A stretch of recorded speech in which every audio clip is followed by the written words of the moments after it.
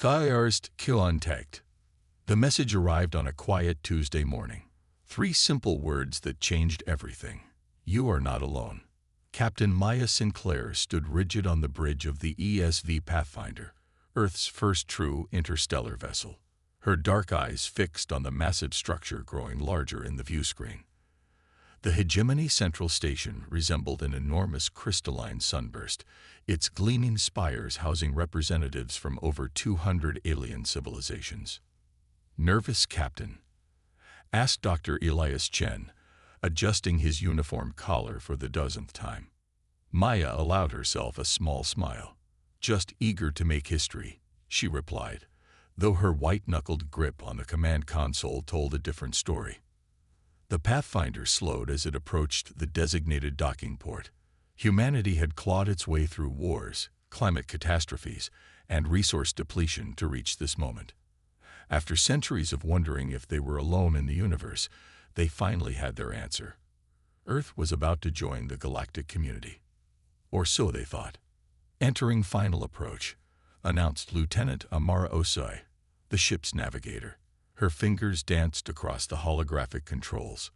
Receiving automated docking instructions, Maya took a deep breath. "Take us in, Lieutenant. Nice and easy. Let's make a good first impression." The welcoming ceremony started well enough. The grand reception hall buzzed with representatives from dozens of alien species. Some floated in bubbling tanks, others hovered on gravity platforms. A few looked almost humanoid, while others defied description completely. At the head of the hall stood the Xilari delegation, towering beings with translucent skin that pulsed with internal bioluminescence. Their leader, Ambassador Kethexor, approached with a gliding motion that seemed impossibly graceful for his 3-meter height. "Earth joins us at last," the ambassador announced, his words translated through the devices provided to Maya's team. "How fascinating that you've managed interstellar travel with such rudimentary understanding." Maya maintained her diplomatic smile despite the condescension dripping from every syllable. "We're quick learners, Ambassador. Humanity is honored to join the galactic community. Your Alcubierre drive is a charming first attempt," continued Kethexor, mandibles clicking in what the translator identified as amusement. "Much like watching a child stack blocks for the first time." Laughter rippled through the chamber. "Not cruel, exactly, but patronizing. The kind reserved for a pet performing an unexpected trick." Lieutenant Commander Jackson Reed leaned close to Maya. "Are they mocking us?" he whispered, his jaw tight. "Stay calm," Maya murmured. "Different species, different social norms.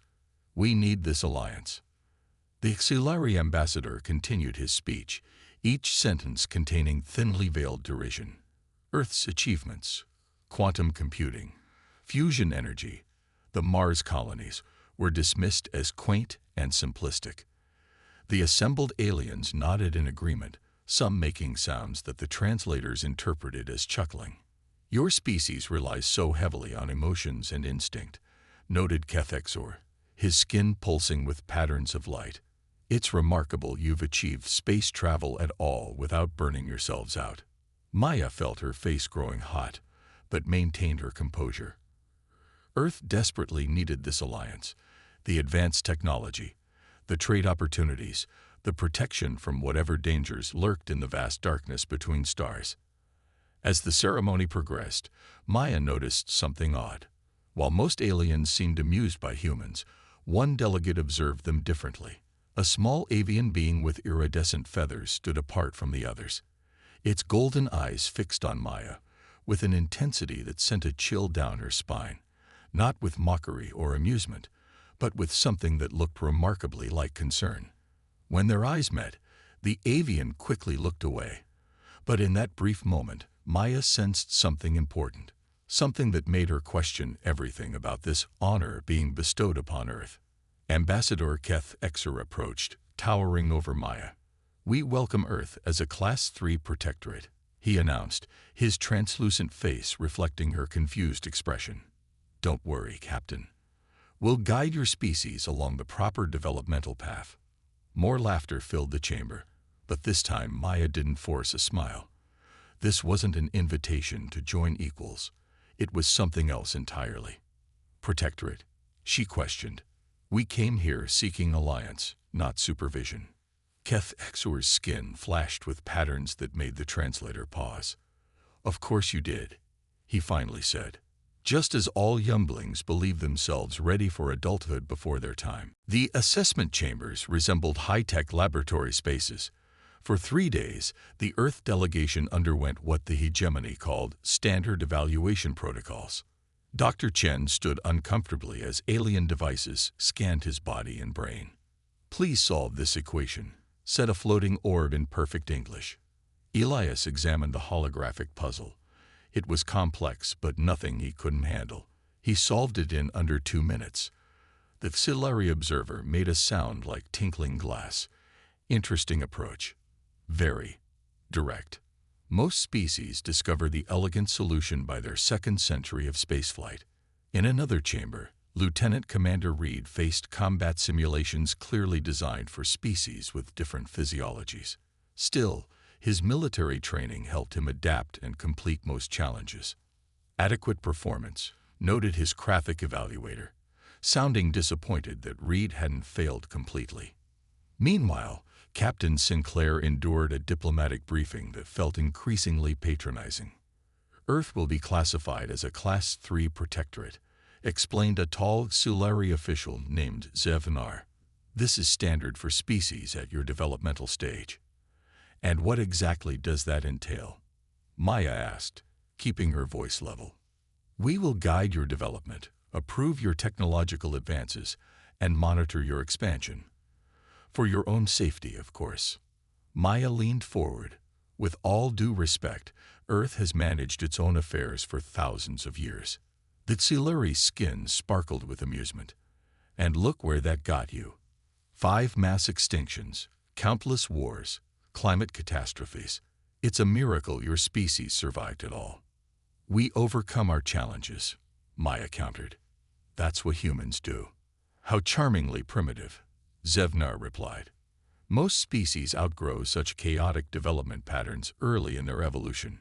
Your emotional responses and unpredictable behavior make oversight necessary. Maya felt her patience wearing thin. We came here as potential allies, not children needing supervision.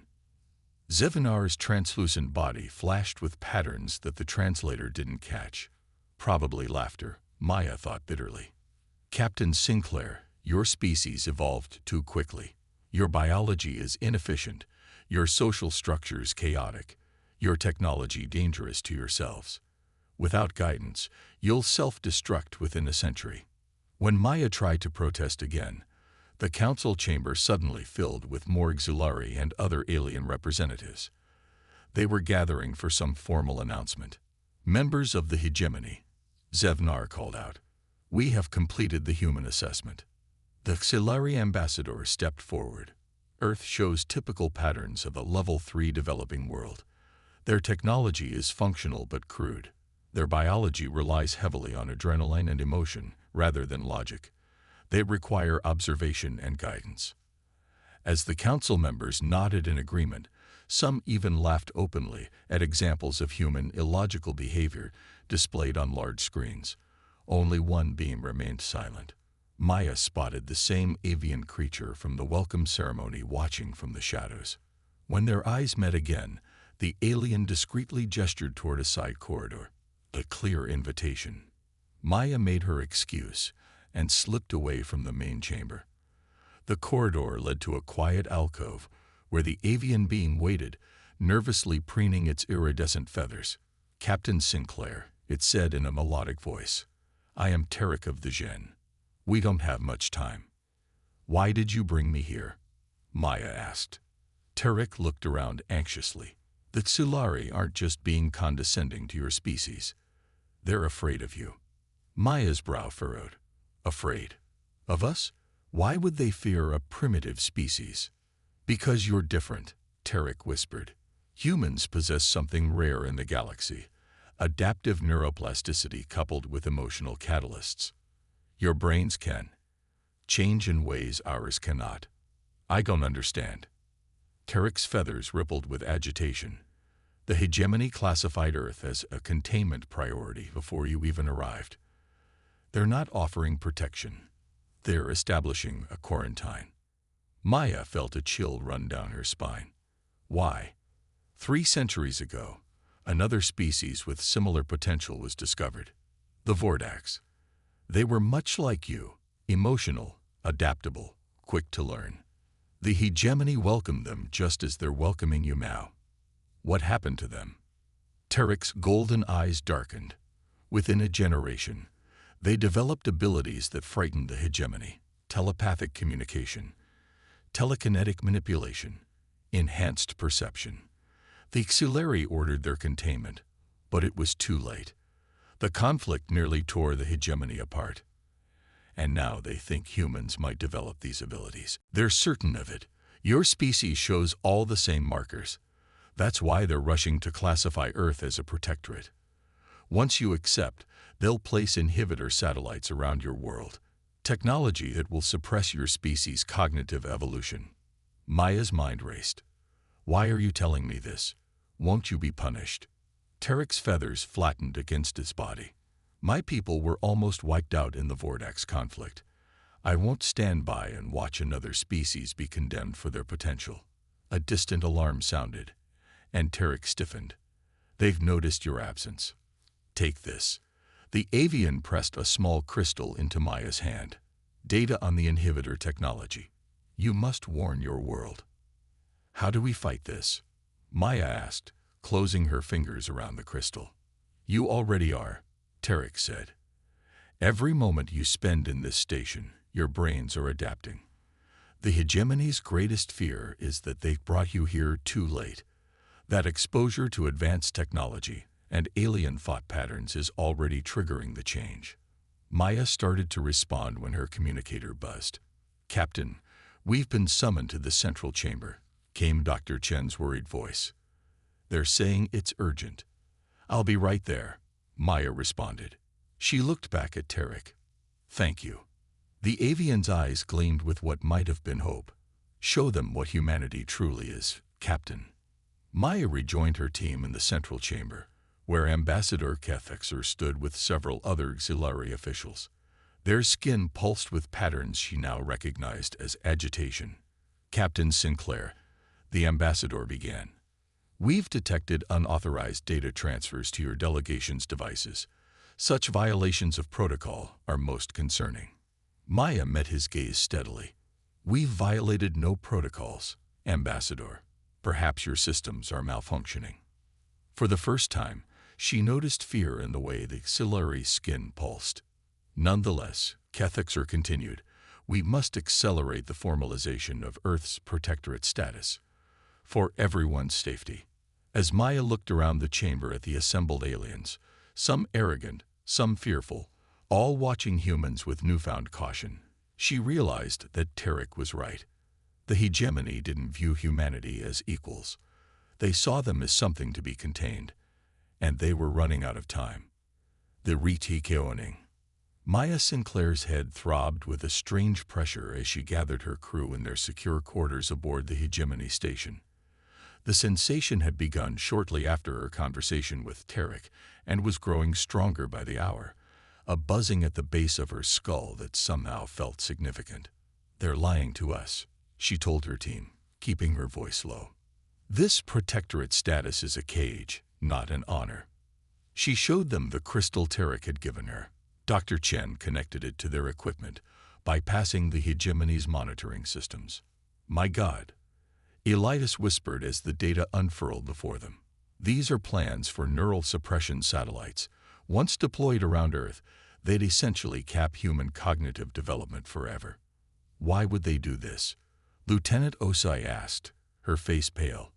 What are they so afraid of?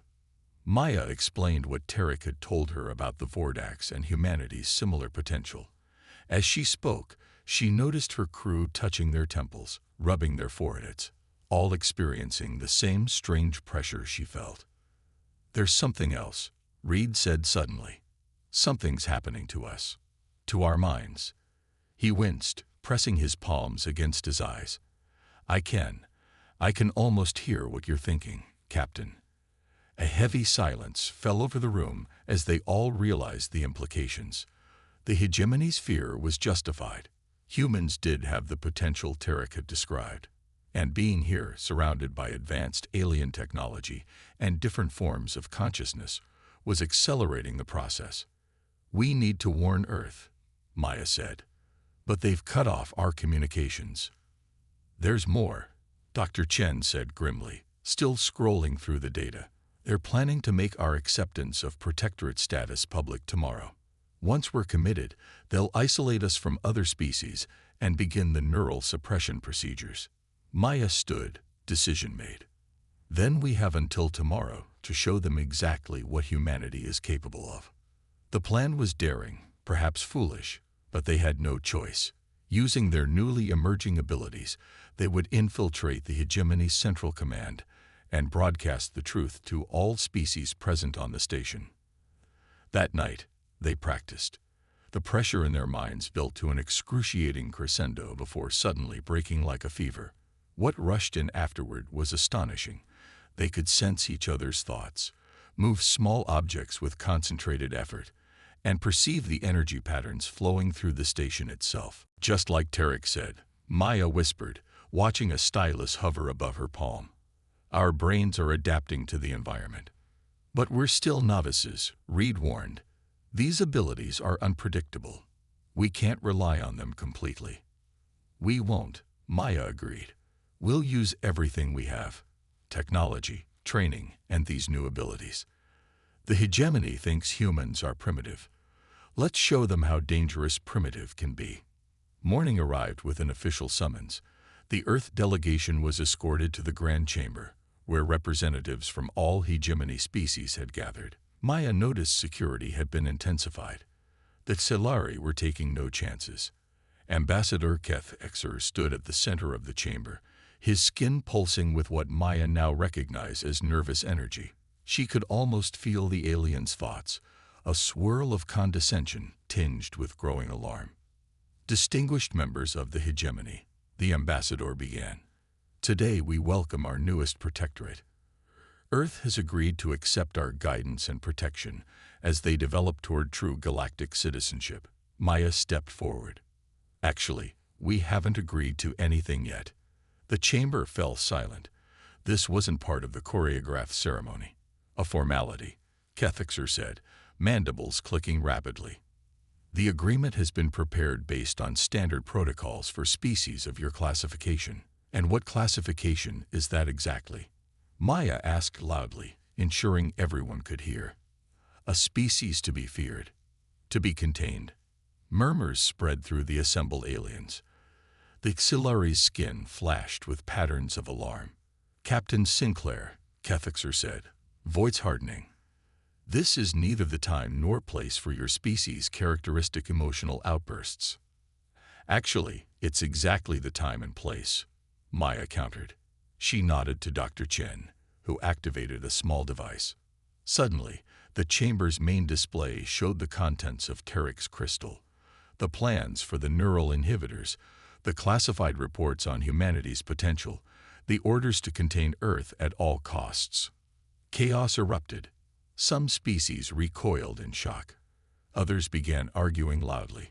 The Xilari guards moved toward the Earth delegation, weapons drawn.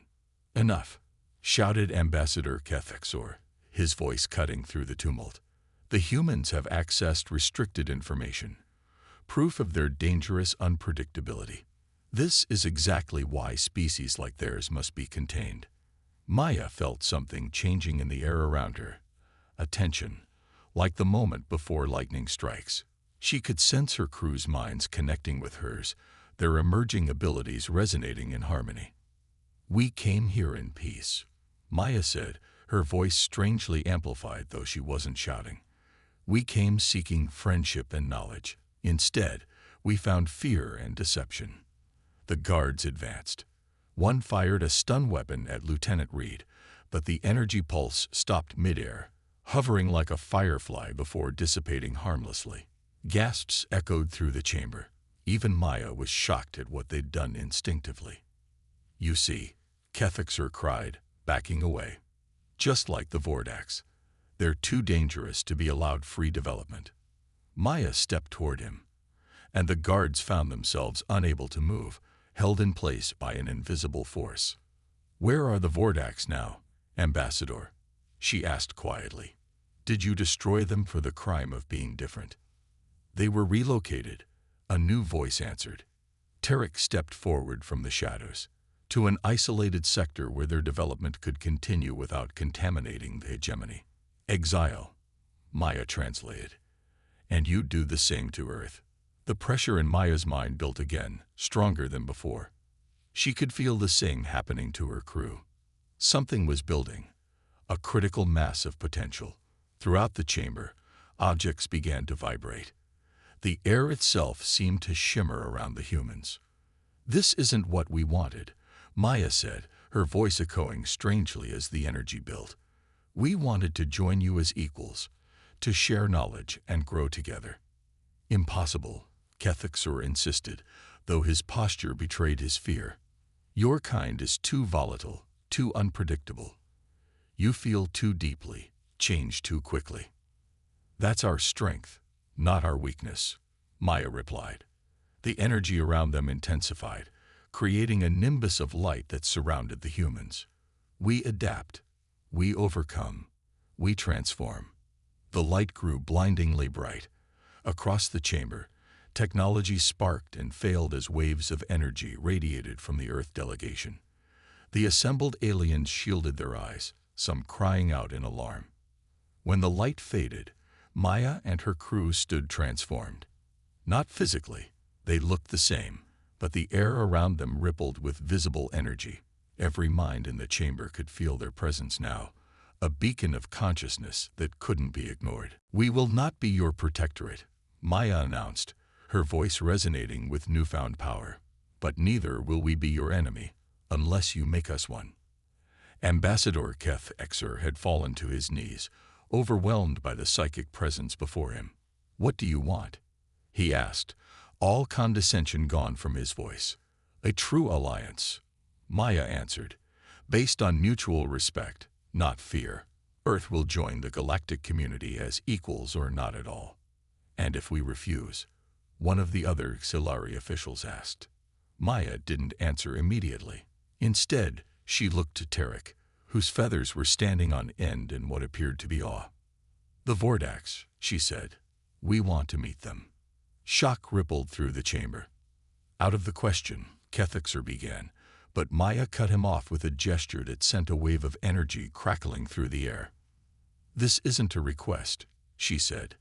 "The hegemony has kept species divided, classified some as threats while patronizing others. That ends today." She turned to address the entire chamber. "To any species who truly seeks alliance based on mutual respect, Earth welcomes you. To those who would treat us as children or threats, stay out of our way."